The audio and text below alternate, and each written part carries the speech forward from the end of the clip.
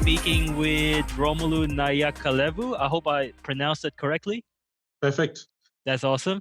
He is an alumnus from Fiji, and he completed a Master's of Law here at ANU in 2010. So, Romulo, before we get into the discussion, I just wanted to check how you are doing over there in Fiji. How's the situation over there, given the given the current state of affairs in the world, and how is everyone coping over there?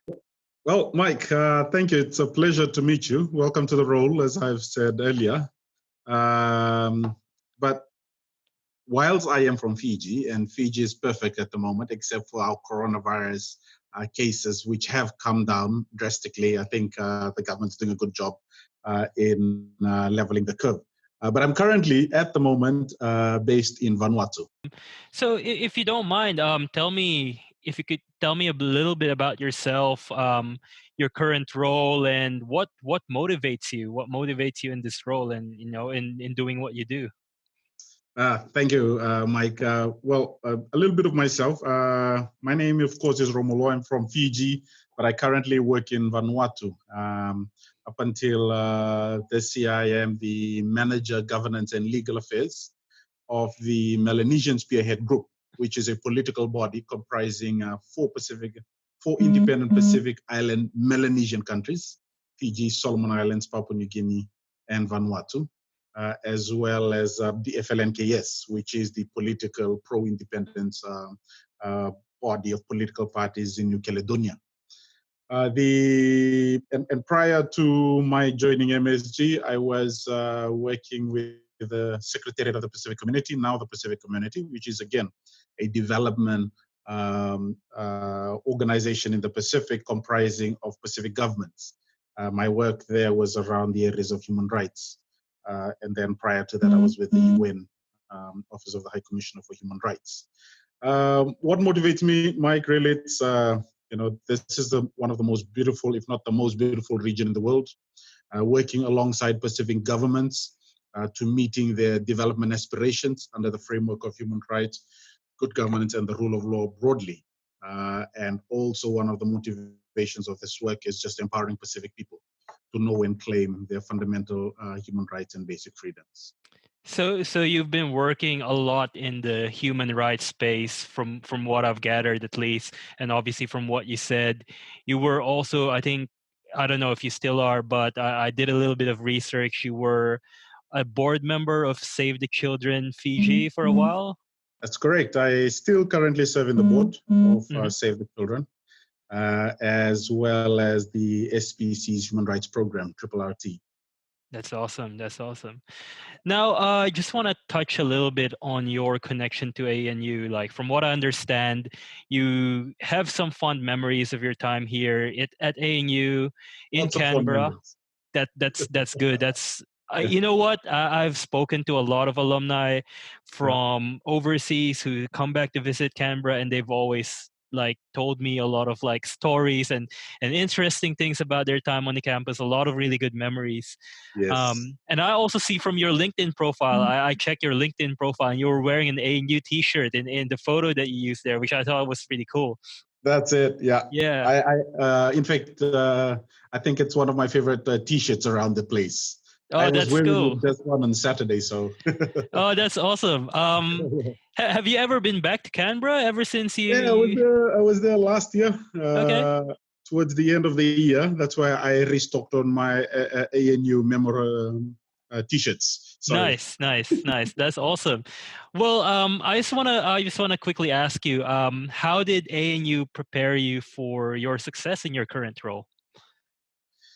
I think, Mike, ANU provided me with a platform of learning and engaging on issues, both within the context of the lectures as well as within the broader community, engaging in the different programs, students from all over Australia, and of course, from the world over. It was also, it allowed me to bridge gaps in terms of networks, as well as the world-class education that has contributed, of course, to the roles I play currently in the Pacific. I guess the ultimate for me is that, I've always had a vision for the region, for my country, and for me personally. And within, of course, that vision is the need for further education, in which my education at the time at ANU was really the preparation platform for the work that I currently engage in the region, in the Pacific region, as well as to the future. So you mentioned that you went back to Canberra last year. Did you have a chance to go around campus or meet some of your I don't know, old friends in Canberra or old professors or anything like that? Yeah. Unfortunately, it was a very short time. The turnaround was about a few hours. And at that time, I think it was a semester break. Right. I did try and contact some of the lecturers, but eventually, the meeting didn't end up. But I met a few Pacific Islanders that were studying at ANU. I came to the campus and looked around, and completely different from when I was there in 2010. They've built a city within a city, so well done. That's exactly right. It's a lot of changes in within the campus. I don't know if you Yeah, got a chance to walk around the new I Cambry did. I development. did. I did. I walk. The great thing about the development is that you've still got those heritage sites. Yes. You still got those ones that has been there for eternity. And then, of course, the newer part of the development phase within the student union area, the new library, the new bookshops, completely amazing. Love it. What was some of your fondest memories of your time back in campus or in Canberra in general from Yeah, when you were here? generally it's just meeting people from all over the world, Mm, and there's always a new face to meet, not just in the context of the class. Doing the master's program, of course, there were the lecture times was really consolidated. It was 3 days of just full-on lectures, and then you're on your own again because it mm. was accommodating people that were working. And so within those 3 days, you got to meet new faces in the course of the program, the duration of the master's program. And I think, we made pretty much a lot of good friends, even in that short time that we still continue to tap into now that we're working. Why did you choose to pursue a master's of law, and why ANU? Why Canberra? Yeah, as I said, Mike, I had a vision which included pursuing further education ever since I was a little boy back in the village in Fiji. Mm, Um, and ANU was a difficult, but also the most logical choice for me when it came to pursuing postgraduate studies. Being here in the Pacific, of course, we've got our regional university, which is USP, and almost everyone who are part of the Pacific have gone through USP. mm. But when it came to looking at postgraduate studies, there was always the option of the law school here. But doing a broader scan, ANU stood out for me. It stood out for many factors.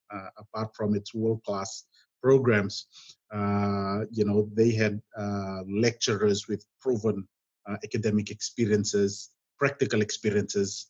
There was just so much of ANU that was a draw factor.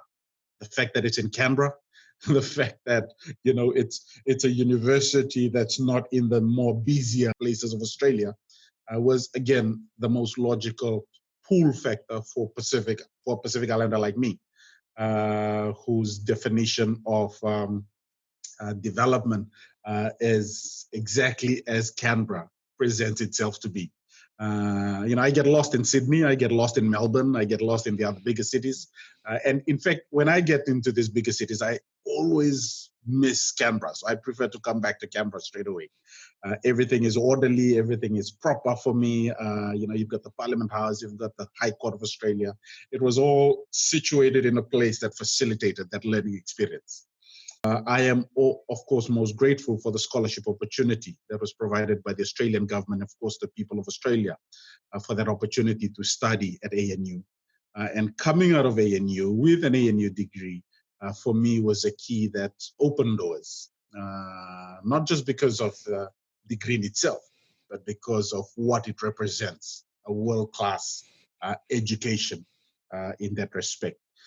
So yeah, I guess a lot of my values around education is shaped by that experience. Of course, when we meet with the little alumni that's spread across the Pacific, it's sort of like you stand out as an alumni of ANU.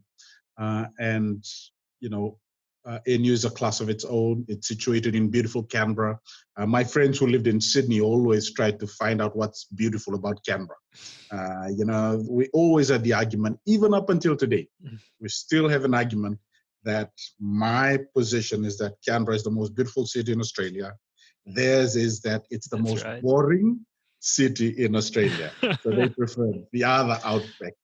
You know what? I'm with you on Canberra. I moved here way back in 2004, and it has grown a lot in that time, and a lot of changes, a lot of new developments, right? And I personally think, this is my view, and this is nothing against Sydney and the Melbournes and the Brisbanes and all those big cities, but Canberra is such a beautiful city, and it's very underrated. It is. I feel like if you lived here for a couple of years and get to know the city more, like you'll find that it's in a different class. Like it has a lot of different things to offer for people, and obviously for people studying. Yeah, we lived there for just a few months, few weeks at a time, and I think for me, by week 2, I was in love with it. I was sold to the idea of Canberra. The irony also is that I still have this stag, my wife, who lived in Sydney for the best part of her life. Still says that let's move to Sydney. My argument was no. If ever we have to move back to Australia, we're moving to Canberra. Canberra is sold out for me. and taking it back to your current position, and your background and how you advocate for law, justice.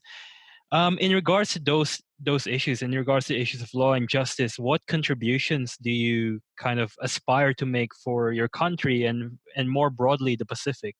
Yeah, look, Mike, this role that I have and the roles that I've had previously is about helping Pacific government.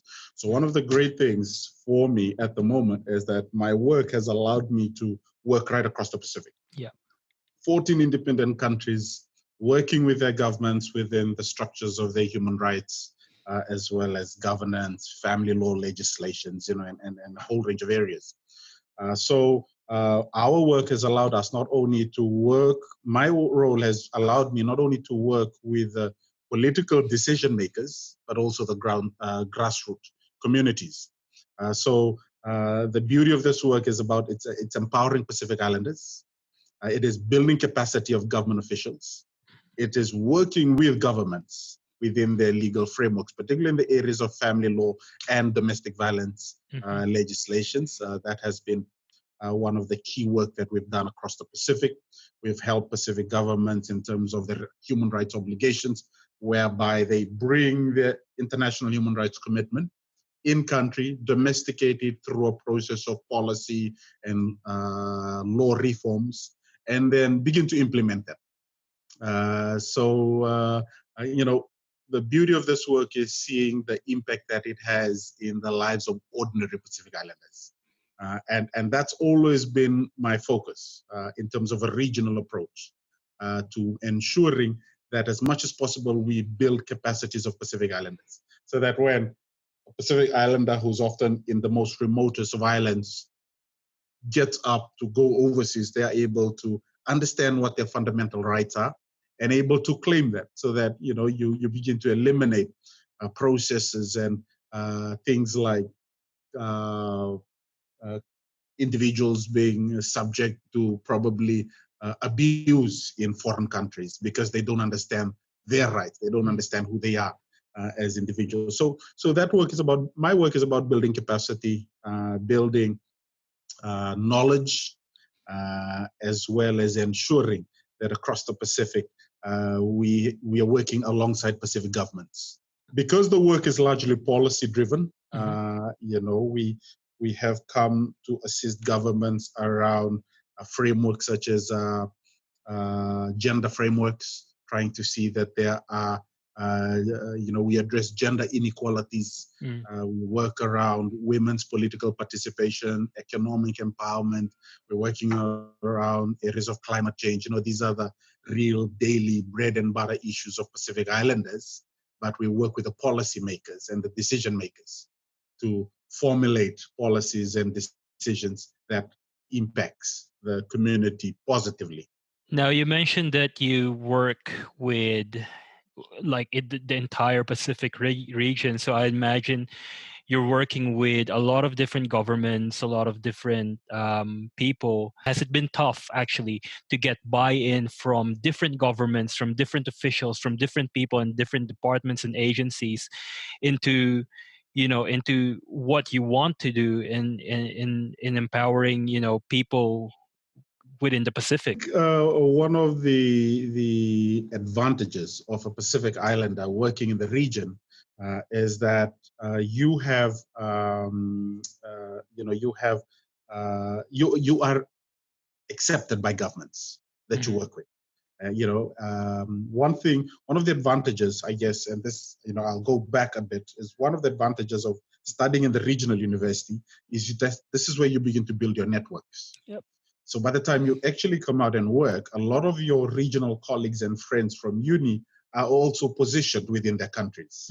So, if I have to work with, for example, the Samoan Attorney General's office, I know quite a few of my colleagues in law school who are now in senior positions in that office, or in Tonga, or in Cook Islands, whatever the countries that we're working with. Working with government, of course, carries a lot of responsibilities, but a lot of the time it's that governments see you as an insider coming in to work with them. The nature of our work is that we don't work in isolation to governments. In fact, because the organizations I work with are member-driven, it is the members that request for this technical assistance to be provided to them. So there's an open doorway in that respect. And because our organizations are Pacific governments, are organizations of Pacific governments, that is also another advantage. When I say, look, I work for the MSG, so automatically we've got 4 members that we have open doors with when it comes to going to do this work that I do.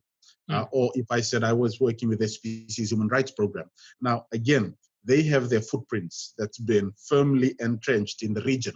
So working with our governments are basically something that's driven by the governments themselves. Right. Recognizing that these are organizations of whom they are members too, as well as the people that work there have the capacity and the experiences to be able to come and work alongside their officials in furthering the aspirations of the government themselves.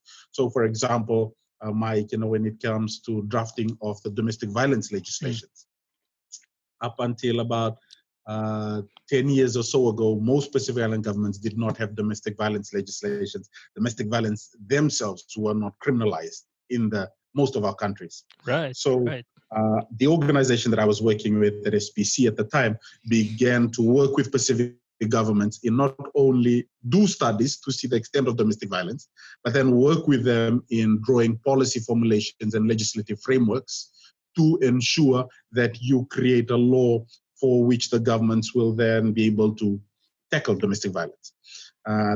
That's driven both, especially by governments coming to ask SPC and we coming in to provide that technical assistance, working with a range of civil servants within the government, from drafters to women's advocates to health officials, etc., the police.